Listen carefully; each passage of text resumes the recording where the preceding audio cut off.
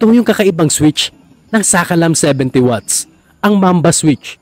Ituturo ko sa inyo kung paano paganahin ang switch na to.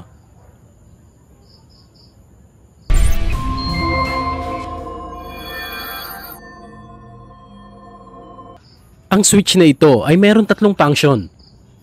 Una dito ay ang kanyang low beam. Pwede mong i-on at i-off ang low beam nito. Ibig sabihin every push ng button ay mag-on at mag-off ang ilaw ng low beam. Sunod naman natin yung pangalawang function ng switch na to.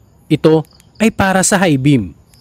Ang high beam na push button na ito ay naka-designate para sa yellow light. At ang pangatlong function naman ito ay ang kanyang mix or yung combination light ng ilaw.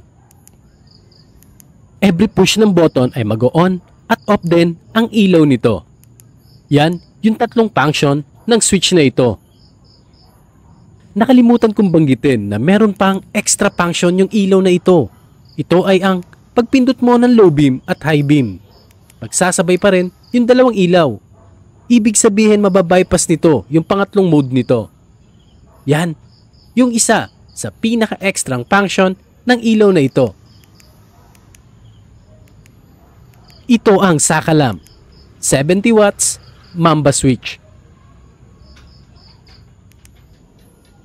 Maraming salamat po sa panonood ng aking video. Huwag niyo pong kalimutan mag-like, share, at subscribe.